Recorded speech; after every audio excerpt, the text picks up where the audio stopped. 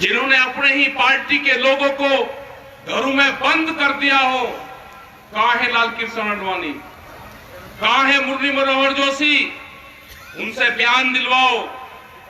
जिसने पूरे मीडिया के ऊपर हुकूमत ने कब्जा कर लिया हो, कैमरा और कलम पे बंदूक का पहरा हो, उस देश में कुछ नहीं हो सकता। पूरी संस्थाओं पे कब्जा हो चुका है देश के। नशे अभी 1-1.5 महीना पहले, 2 महीना पहले एक रिपोर्ट आई, अधिकारियों से संपर्क हुआ उनका। उन्होंने कहा कि 5 ग्राम हेरोइन जो ड्रग्स है उसको रखने पे कोई कानून नहीं बनेगा। कहां ले जाना चाहते हैं देश के नौजवान को? एक अपने ही आदमी से एक PIL सुप्रीम कोर्ट में डलवाई गई। ये 5 ग्राम जो ड्रग्स है उसको रखने की परमिशन दे दी जाए। कहां जाएगा देश का नौजवान? 21,000 करोड़ रुपए की ड्रग्स देश में आई, वो किस बंदरगाह पे आई? वो बंदरगाह अडानी का था। 21,000 करोड़ रुपए की एक खेप वो आदमी ला सकता है जिसके पास में कई लाख करोड़ रुपए की प्रॉपर्टी होगी, और वो देश में गिने चुने 4 से 5 आदमी हैं। क्या ड्रग्स के नशीले पदार्थों के कारोबार में ये लोग देश में नशा फैलाना चाहते हैं? क्या भारत सरकार नशे के कारोबार को बढ़ाना चाहती है? क्या नशे से देश के नौजवान को बर्बाद करना चाहती है? अगर दिल्ली में आंदोलन चल रहा है तो अलग अलग तरह के एलिगेशन लगाए गए। देश का नौजवान आंदोलनों से ना जुड़े, उसको तोड़ने का काम करा जा रहा है। बहुत से बीजेपी के लोग, उनकी तो सरकार ही नहीं है, उनकी तो सरकार ही नहीं है, लेकिन फिर भी बहुत से लोग ये कहते हैं कि आंदोलन चला हुआ है, आंदोलन खत्म क्यों नहीं होता? बातचीत के माध्यम से खत्म हो जाना चाहिए। मैं उनको बताना चाहता हूं, जो भगत लोग हैं, जो उस विचारधारा के लोग हैं, वो सबसे पहले अपना 10 साल पुराना ट्रैक्टर सड़क पे खड़ा करके आऊं कि मैं भारत सरकार के कानून को मानता हूं। ये 10 साल पुराना जो भारत सरकार NGT के नाम पे कानून लेकर आई है, मैं उसको मानता हूं। ये 10 साल पुराना ट्रैक्टर, मैं पंपिंग सेट, जनरेटर मैं नहीं चलाऊंगा, मैं कोई गाड़ी नहीं चलाऊंगा। NGT के भारत सरकार के कानून को मानता हूं। ये मैंने सड़क पर थाने में खड़ा कर दिया, नहीं करेगा कोई खड़ा। 10 साल पुराना ट्रैक्टर अब आप नहीं चला सकते। कौन से लोग होंगे जो हर 10 साल में ट्रैक्टर बदल देंगे, जो पंपिंग सेट बदल देंगे, जो घर में जनरेटर है उसको बदल देंगे? कोई नहीं है। कानून, ये 3 कानून नहीं है। एक अभी कानून आ रहा है सीड बिल 20 कानून। नए पुलिस स्टेशन खुलेंगे अब देश में। अभी तो एक ही पुलिस स्टेशन होता था। अत्याचार महिलाओं पर बढ़े तो महिलाओं का एक अलग खोल दिया गया। एक बिजली का डिपार्टमेंट खुल गया, बिजली पुलिस बनेगी। एक बीज की पुलिस बनेगी, उसके थाने खुलेंगे। जिस आदमी ने खेत में क्या चीज बोई, वो किस कंपनी से उसने बीज खरीदा, अगर वो सबूत नहीं देगा, कोई कंपनी उसके ऊपर मुकदमा करेगी तो जुर्माना और सजा दोनों उसमें है। बिजली अमेंडमेंट बिल 2020, अगर किसी के घर में 2 पशु होंगे तो उसको कॉमर्शियल कनेक्शन लेना पड़ेगा। ये है कानून। मंडी एक्ट, मंडी से बाहर खरीद होगी, ये कानून है। यहां से पूरा हरियाणा में, पंजाब में जो सेलर हैं, वो सस्ते में धान, गेहूं, बाजरा ये चीजें खरीदते हैं, उनको स्टॉक करते हैं, मंडी के बाहर खरीद करते हैं। पूरे बिहार में 15-16 साल पहले मंडियां खत्म हुई तो बिहार के लोग तो बहुत मजबूत होने चाहिए थे। बिहार में धान आज 800 रुपया क्विंटल बिकता है। जो आज भी गेहूं है वो 1400 रुपए का उसका भाव है। बाजरे का 1100 रुपए भाव है। सरसों जब किसान के पास में थी तो 4500 रुपए क्विंटल बिकी। आज उसका तेल का भाव क्या है? ये आंदोलन उन गरीब आदमी के लिए भी है जिनके पास में रोटी का जुगाड़ नहीं। ये आंदोलन उसका है कि रोटी बाजार की वस्तु ना बने, रोटी जरूरत की चीज है। आपके ही KFC, मैकडोनाल्ड ये कंपनियां होंगी। आप अगर इनसे पूछोगे कि शाम को आपका बचा हुआ भोजन कहां जाता है, जब इनकी क्लोजिंग 8 और 9, 10 बजे होती है, तो अगर एक पैकेट खुल गया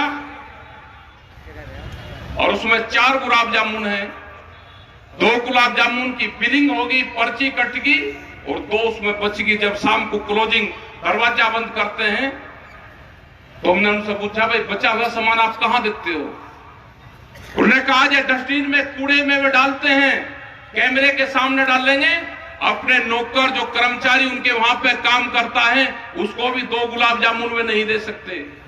ये फूड चेन की कंपनियां हैं। ये भोजन पे जिनका जो अधिकार जमाना चाहते हैं कंपनी, जो अनाज पे अधिकार जमाना चाहते हैं, जिन्होंने बड़े बड़े गोदाम देश में बनाए, जो रोटियों को तिजोरी में बंद करना चाहते हैं, ये उसका आंदोलन है। और ये आंदोलन, ये सरकार कान खोल कर सुन ले, ये सरकार, ये आंदोलन जब तक कानून वापसी नहीं होंगे, ये आंदोलन खत्म नहीं होगा। गलतफहमी में मत रहना।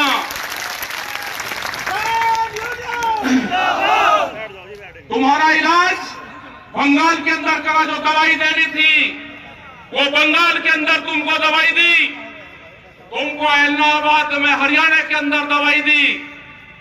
इलेक्शन हो रहा है बहुत बड़ी भारी वोटों से, वहां पे जिस विधायक ने इस्तीफा दिया था संयुक्त मोर्चे के नाम पे, उसकी बड़ी जीत इलाहाबाद में होगी। हरियाणा के अंदर तुम्हें जहां जहां जरूरत होगी, ये किसान संगठन, ये मजदूर देश का तुम्हें दवाई देने का काम करेगा। ये गुंडागर्दी की सरकार जो कहते हैं कि उत्तर प्रदेश से गुंडाराज खत्म करा है, उत्तर प्रदेश में गुंडा राज का स्थापित हुआ है। उत्तर प्रदेश में सरकारी बंदूक का इस्तेमाल आपने किया है। ये आने वाले टाइम पे नहीं होगा। जिस तरह से जिला पंचायत में आपने किया, वो देश और दुनिया की जनता ने देखा। यही ये लोग जो आने वाले विधानसभा होंगे उसमें करना चाहते हैं। तो आप लोग तैयार रहना, दवाई इनको देनी पड़ेगी। बगैर दवाई के इनका कोई इलाज नहीं है। ये बार बार कहते हैं कि रास्ते बंद कर रखे वहां पे। रास्ते बंद भारत सरकार ने किए हैं और हमने कहा कि जब भी रास्ते खुलेंगे 11 महीने के बाद में, सबसे पहले दिल्ली जाने का अधिकार हमारा है। ये लड़ाई लंबी चलेगी और जब भी आपको दिल्ली की कॉल होगी, इनके बहकाव में, प्रेस के बहकाव में मत आना, मीडिया के बहकाव में मत आना। ये हर रोज आपको बहकाने का काम करेंगे कि बॉर्डर सब खाली हो गए हैं। बॉर्डर कोई खाली नहीं हुआ। बॉर्डर पे आज भी ऐसे कैसे ही लोग बैठे हुए हैं। जिस दिन आपको बता जाएगा, अपना ट्रैक्टर सामान लेकर वहां पर आना। हमने मंडी की तलाश कर ली है। देश के प्रधानमंत्री ने कहा कि मंडी से बाहर आप कहीं पे भी सामान बेच सकते हो, अपनी फसलों को बेच सकते हो। हमको मंडी मिली, पार्लियामेंट के आसपास, दिल्ली के पार्लियामेंट के आसपास मंडी है। यहाँ के पुलिस स्टेशन मंडियां हैं, यहाँ का डीएम एसएसपी का ऑफिस मंडी है। अगर गाजीपुर, सिंगू, ढासा, टिगरी, अगर उस बॉर्डर की तरफ आपने आंख उठाने की भी, देखने की जरूरत करी, तो उत्तर प्रदेश, हरियाणा, पूरे पंजाब, पूरे देश भर के थाने, डीएम, डीसी, एसपी के ऑफिस, वहां पे किसान अपना माल लेकर जाएगा। जरूरत नहीं करना। अगर हमारा एक झंडा एक कार्यकर्ता भी वहां पे है तो पूरे देश का किसान गाजीपुर, सिंगू, दासा, टिगरी उन बॉर्डर पर बैठा हुआ है।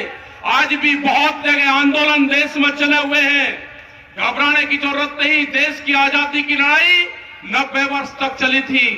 ये भी किसान, मजदूर, मेरे नौजवान जो साथी हैं उसकी लड़ाई है, आजादी की लड़ाई है। ये लड़ाई लंबी चलेगी। ये लड़ाई कहां तक चलेगी उसका कोई अंदाजा नहीं। हमने कहा कि 26 नवंबर तक आपके पास में टाइम है। 26 नवंबर तक या तो भारत सरकार किसानों से बातचीत करके समझौता कर ले, नहीं तो 26 नवंबर के बाद हमारा 1 साल पूरा हो जाएगा। 27-28 नवंबर से हम अपने टेंटों की रिपेयरिंग शुरू करेंगे।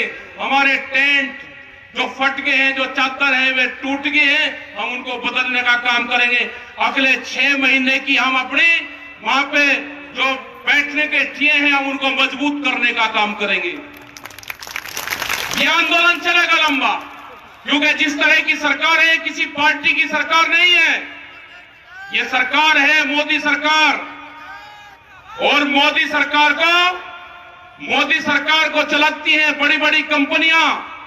उन कंपनियों के खिलाफ मुकाबला है। अमेरिका में जो वहां के किसान हैं, मैं उनको जरूर आपकी बात सुनाना चाहूंगा। उन्होंने क्या कहा वो हिंदी में हमने डब करवाया है, मैं एक बार उनकी जरूर आप बात सुन लेना। जो अमेरिका का किसान है वो पूर्ण रूप से आपके साथ में है, जो वहां पर संगठन हमारा काम कर रहा। एक मिनट उनकी जरूर आप बात सुनो, जो अमेरिका का किसान है।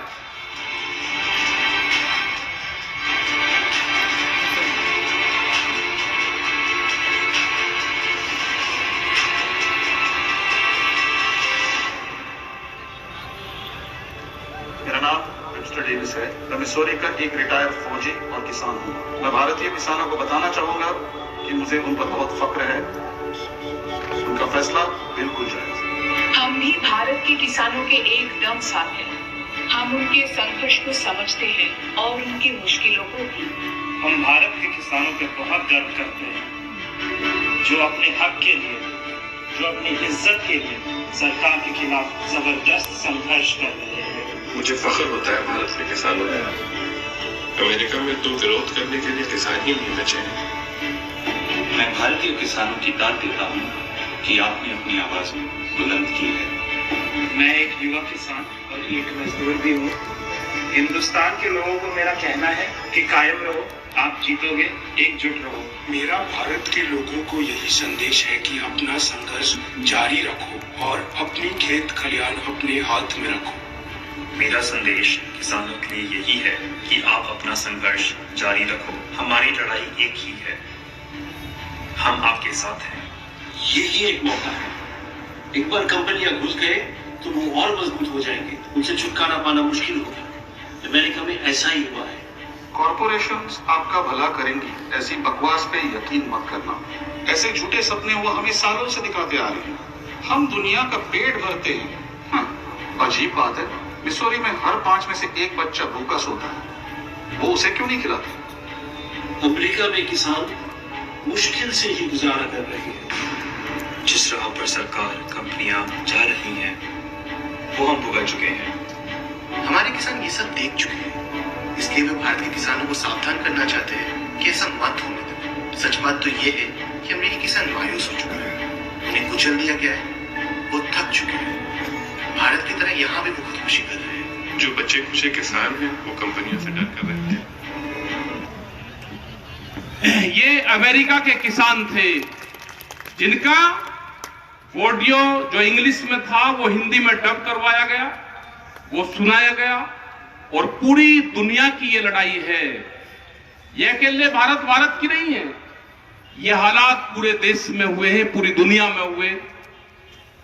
जो बड़ी कंपनियां हैं उन्होंने कहा कि सोने पे व्यापार नहीं करना, अब मोबाइल पे व्यापार बहुत हो गया, अब भूख के ऊपर व्यापार करना है। भूख 1 साल में आदमी को 700 बार लगती है, और सुनना जो महिलाएं पहनती हैं वो 1 साल में 17 बार पहनती है। तो भूख पे व्यापार करने का इन बड़ी कंपनियों ने ठान लिया है। आपकी जमीनें जाएंगी, ये इसमें नहीं लिखा हुआ है कॉन्ट्रैक्ट में, लेकिन जो हालात बने हुए हैं, फसलें हम दिन के उजाले में भी नहीं बेच पाते, और जमीनें हम रात को भी अगर पैनामा करना चाहें तो जमीनें हमारी बिकती हैं। अपनी जमीन बचानी है, अपनी फसल और नस्ल बचानी है, तो इस आंदोलन का हिस्सा बनो। अगर ये आंदोलन फेल होगा तो आने वाले टाइम पे नहीं कि कोई दूसरा आंदोलन कोई खड़ा हो जाएगा। वे 14 करोड़ नौजवान जो देश के प्रधानमंत्री ने झूठ बोल के उनसे वोट लिया है उनका कि 2 करोड़ नौकरियां हम हर साल देंगे, वो 14 करोड़ नौजवान हैं जो आज नौकरी की तलाश में ढूंढ रहा है। उनको तो मिली नहीं, लेकिन जिनकी नौकरियां थी वो भी बहुत नौकरियां गई। बहुत से संस्थान देश के बिखरे हैं, रेलवे, टेलीफोन, LIC, बहुत से संस्थान, समुद्र के किनारे रेलवे की खाली जमीनें, मंडियां, मध्य प्रदेश की 182 मंडियां बेच रही अभी, उत्तर प्रदेश में भी जो मंडियां हैं उनकी जो खाली जगह है उनको भी बेचने का काम करेंगे। आपके यहां पे सड़कें बन गई, अब कोई भी आदमी NH नेशनल हाईवे के पास में गुमटी लगा के चाय नहीं बेच सकता। वो कानून आ गया देश में, उसको पेट्रोल पंप की तरह लाइसेंस लेना पड़ेगा और उसने काम करना है। तो ये बहुत से कानून आ रहे हैं, इसका अगर विरोध करना, इस मोदी सरकार का अगर विरोध करना है तो आपको एक नजर अपने खेत पर रखनी पड़ेगी और दूसरी नजर दिल्ली के आंदोलन पर रखनी पड़ेगी। वहां लगे हुए हैं, कल भी हंगामा चला के बैरिकेटिंग खोल रहे हैं। बैरिकेटिंग खोल ले, हमने एम्बुलेंस को जाने दिया जो भी वहां पे गाड़ियां आ रही है, लेकिन अपने पक्के टेंट भारत सरकार ने अपनी सीमा में लगा रखे हैं। वे अपनी सीमा से टेंट हटाएंगे तो हमारा भी दिल्ली जाने का रास्ता साफ होगा। एक भी गाड़ी, ये प्रेस के लोग हैं, हम एम्बुलेंस दूसरी गाड़ियां निकलवाते हैं, लेकिन अगर एक भी गाड़ी झंडा लगी किसानों की एक कार भी जाती है तो वह दिल्ली में प्रवेश नहीं कर पाती। ये कैसे बॉर्डर खुले हैं? ये पूर्ण रूप से देश के किसानों को, देश की जनता को भ्रमित कर रहे हैं। हम चाहते हैं कि बॉर्डर खुले, हम लोग भी पार्लियामेंट के आसपास, दिल्ली के मॉल के आसपास अपनी फसलों को बेच सकें, अपनी बात भारत सरकार को कह सकें। हम भी जाना चाहते हैं। अगर बॉर्डर खुलेंगे तो सबसे पहले प्रभावित लोग ये देश का किसान है, जो पिछले 11 महीने से दिल्ली के दरवाजे पर बैठा हुआ है कि दिल्ली की बादशाह कब अपना दरवाजा खोलेगी और हम दिल्ली के अंदर एंट्री करेंगे। अपना ध्यान रखना, आपकी पंचायत बहुत मजबूत पंचायत आपकी हुई, इस पर हमेशा ध्यान रखो, इन पे कायम रहो। और विजयपाल सिंह ने, सब लोगों ने, यहाँ की पूरी कमेटी ने, अध्यक्ष जी ने, जितने भी लोग यहाँ पे हैं, इन्होंने सबने बहुत यहाँ पे मेहनत करी। हताश होने की कोई जरूरत नहीं है। अपने ट्रैक्टर का मुंह दिल्ली की तरफ करवा कर रखना, इनकी हिम्मत नहीं कि आपको रोक सके। आपका धन्यवाद। जय हिंद, जय भारत, जय मुरादाबाद।